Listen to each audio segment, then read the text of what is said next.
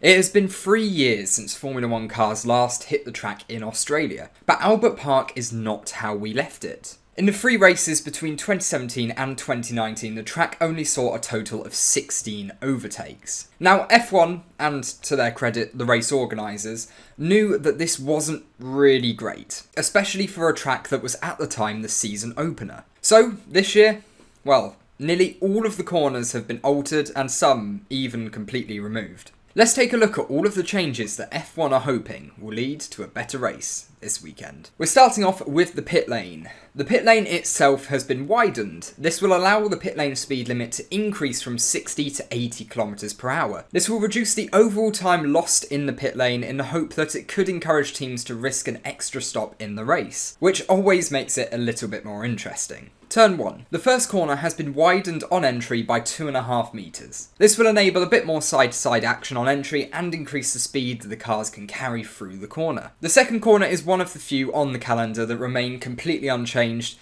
The apex and the exit are exactly where we left them. Turn 3 has been widened by 4 metres on entry. Again, much like Turn 1, this should allow the drivers to get the moves completed following the 2 DRS zones into one of the heaviest braking points on the track. There's no doubt that Turn 3, after Turn 1's changes and a new Aero Regulations, it should be the centre of the action. Turns 4 and 5 are completely unchanged to the old layout. Thankfully. I love that car park. This is the slowest complex of corners on the track, and we could potentially see a move or two at Turn 4 from battles continuing from Turn 3. The run to Turn 6 is one of the now very few straights on this circuit to not feature a DRS zone. The entry to the corner has been extended by 7.5 metres, and the nature of the corner has almost completely changed. The approach, apex speed, and exit speed are all likely to increase a fair chunk. The chances of a move though? Well, it will take a brave soul to give it a go. It is also worth noting that at the exit of Turn 6 we do have the first DRS detection point of the lap, so acing the entry is going to be vital when following another car during the race. Turn 7 and 8 are also unchanged. The 2 corners make up a long, sweeping and fast right-hander that previously led onto Turns 9 and 10. But now, officially there isn't a corner here anymore. Not entirely sure how, there is very easily 2 clear corners here. But this is by far the biggest change to the track layout this year. The previous 90 degrees right and then left is now just a slight kink towards the right with no hint of braking, or even lifting potentially. This is worlds apart from the slow braking zone in the old layout. The hope is that this will keep the field much more bunched up in the run up towards the fast left and then right of Turn 9 and 10. This section features a DRS zone as well, which will raise an interesting aspect to the race. Surely we won't see any moves into 9 and 10. Surely. Turns 9 and 10 themselves haven't actually changed at all, and rightly so.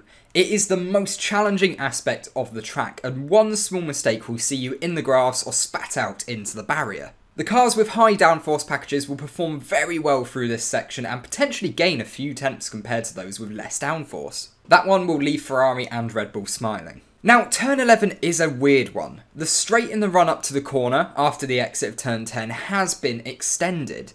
It is also the 3rd DRS zone of the lap, so hopefully the cars will close up by the time they get to the corner, which itself has been widened by 3 metres. However, the angle of the corner has actually become slightly tighter, meaning potentially a heavier braking zone, and also potentially the chance for an overtake or two. The 12th corner is unchanged from the previous layout, where it used to be Turn 14. It remains a fast 90-degree right-hander where the cars are pushing right to the limits of the track on the exit, remaining very careful not to end up in the grass or gravel. Turn 13, formerly Turn 15, is the penultimate corner of the track. It is being widened by 3.5 metres around the entry and apex, again allowing just a bit more speed to be carried on entry, with the exit remaining mostly untouched. If someone wants to go for a bold move under braking, I wouldn't be surprised, as passing is definitely possible there, especially with the DRS detection being just before the braking zone. If you can get ahead under braking, then you will get 2 doses of DRS to defend with down the main straight and after Turn 2. Then the final corner. It remains completely unchanged and contains the fourth and final DRS zone of the lap in the run-up to the line. Much like turn 12, it is a very quick right-hander where the cars are right on the limit at the exit of the corner, being very careful to remain within track limits. But that's it, those are the changes, and that is the new layout for Australia. So, what do you think of these changes? Could we potentially see more overtakes this weekend with 4 DRS zones and all of these changes all aimed to help with the racing product? Could we see more overtakes in this race than we have in the previous 3? I wouldn't actually be too surprised if that's the case. It would be absolutely crazy, but this is the first real test for the new regulations. Bahrain, very easy to overtake at. Saudi Arabia, again, fairly easy to overtake at. Both of those races have given us very promising signs that these new Aero Regulations do in fact work. But as I said, this is the first real test. What do you make of the changes? And can we see more overtakes in this race than in the previous 3 years? Let me know down in the comments below. I look forward to reading them all. And don't forget to like this video and subscribe to the channel. It really helps out. And we are properly going with the grind now. I'm excited for this weekend. I hope you all enjoy it as well. But until next time, goodbye.